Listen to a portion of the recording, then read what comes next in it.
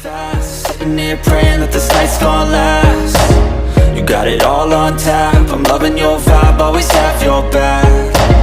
We like all the same tracks, listen all night in the sheets all black. Halo semua, salam sejahtera Malaysia. Selamat datang ke channel Fels Lifestyle. Tonton apa yang amat dihormati, umum mengetahui Sanusi yang berhadapan dengan kes mahkamah. Sudahlah kes mahkamah, kita juga dikejutkan dengan isu RII yang melibatkan nama Menteri Besar Kedah. Nah, saudara-saudara, terdapat banyak pertanyaan, persoalan yang timbul. Adakah dengan semua kes mahkamah ini yang melibatkan nama Menteri Besar Kedah, Sanusi, membolehkan beliau akan dipecat, dilucutkan daripada mana-mana jawatan yang dipegangnya sebagai MD Kedah dan juga sebagai Adun Jeneri? Nah, saudara-saudara, banyak yang berkata Sanusi ini bersalah. Tetapi ramai juga yang backup Sanusi. Nah, pada akhirnya, satu perkongsian daripada Facebook page Prajurit Bangsa. Ini ada 12 senarai yang dinyatakan di sini oleh Facebook page Prajurit Bangsa. Sanusi telah memohon. Sanusi sudah goyang. Sanusi telah memohon penangguhan sementara menunggu notis usulnya untuk memindahkan kes menghasut yang dihadapinya di Mahkamah Session Selayang ke Mahkamah Tinggi Shah Alam diputuskan berjaya atau tidak. Yang kedua, hakikatnya Sanusi sudah pula mulai rasa cuap dan goyang karena beliau tahu kalau beliau diputuskan bersalah, jawatan dan kerusi adun beliau perlu dikosongkan. Ini kerana yang ketiga, kalau Sanusi terbukti bersalah, mengikut Section 4 dalam kurungan 1 dalam kurungan B Akta Hasutan 1948 yang memperuntukkan hukuman denda sehingga Rm5.000 atau penjara maksimum 3 tahun atau kedua-dua sekali jika sabit kesalahan.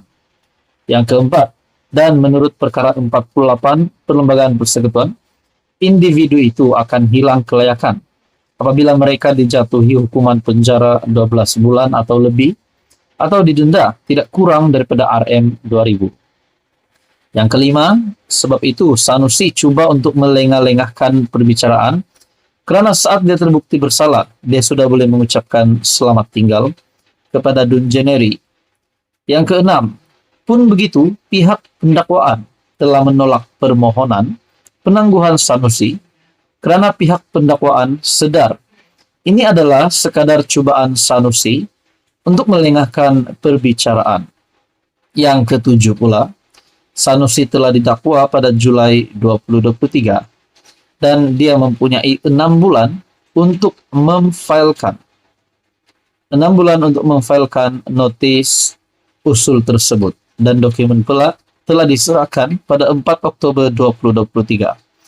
Malah dokumen yang diberikan bukan banyak, ada 11 dokumen saja. Yang ke-8, Sanusi ini kalau benar anak jantan, tidak perlu main pengecut begini. Kalau waktu ceramah punya takbur dan riak, kata tak bersalah, tidak takut dan untuk didakwa. Yang ke-9, bila nak dibicarakan sudah mulai terkucil, nak lari sana sini, malah lagi nampak pengecut. Saksi semua sudah dipanggil, buat apa nak bawa ke Mahkamah Tinggi? Takkan nak panggil saksi kali kedua.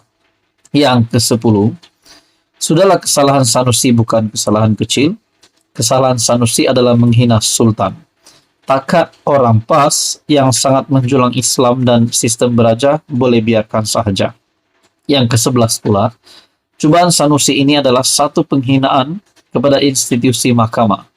Kesucian mahkamah tidak boleh dicemarkan sebegini rupa. Dan yang terakhir, tuan-tuan dan puan, akhir kata, pesanan terakhir saya buat semua, kita kena ingat, keadilan yang dilambatkan adalah keadilan yang dinafikan. Artikel ataupun maklumat daripada FB page Prajurit Bangsa. Sekiranya ini benar, habislah Sanusi.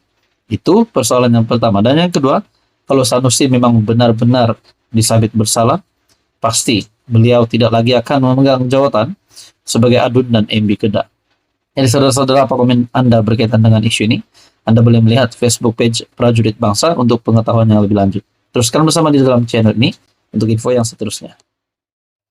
Halo semua, salam sejahtera Malaysia. Selamat datang ke channel Fels Lifestyle. Tuan-tuan dan puan yang amat dihormati, sebelum ini tular di media sosial gempar selepas SPRM yang menyiasat anak bekas Perdana Menteri. Pada mulanya tidak dinyatakan identitinya. Adakah anak bekas Perdana Menteri itu anak kepada Muhyiddin Yassin ataupun Ismail Sabri Yaakob ataupun Najib Razak? Tetapi pada akhirnya, saudara-saudara, dalam satu artikel sinarharian.com telah menyerahkan ataupun telah berkongsi maklumat di mana SPRM menyerahkan notis kepada anak Tun Mahathir untuk istiar aset. Artikel dari sinarharian.com pada 18 Januari, SPRM serah notis kepada anak Tun M istihar aset. Suruhanjaya Pencegahan Rasuah Malaysia menyerahkan perintah notis kepada anak bekas Perdana Menteri, yaitu Mirzan Mahathir, yang mengkehendakinya istihar aset dalam tempoh 30 hari. SPRM dalam kenyataan berkata, Mirzan yang juga ahli perniagaan telah hadir ke Ibu Pejabat SPRM Putrajaya pada jam 9.30 pagi pada Rabu untuk membantu siasatan. Nah, saudara-saudara, selepas nama anak Tun Mahathir yaitu Mirzan Mahathir yang dipanggil SPRM untuk membantu siasatan, mesti persoalan yang timbul adalah, adakah anak kepada Tun Mahathir ini terlibat dengan salah laku ataupun jenayah, sehingga menyebabkan beliau perlu diberikan notis oleh SPRM untuk menyatakan ataupun mengisytiharkan asetnya. Kalau benar memang anak Tun Mahathir ini didapati bersalah, bukankah beliau akan dikenakan hukuman? Itu menjadi persoalannya.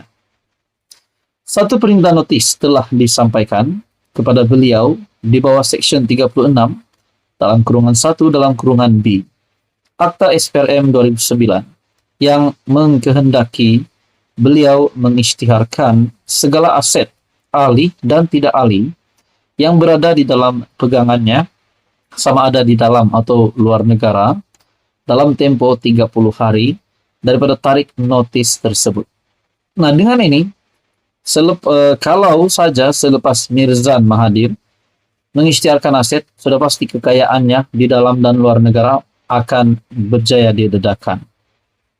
Perintah ini adalah tindakan lanjutan daripada siasatan SPRM berhubung maklumat dalam laporan kertas Panama serta aktiviti perniagaannya yang membabitkan penjualan dan pembelian syarikat berkaitan kerajaan GLC, kata kenyataan itu pada Khamis.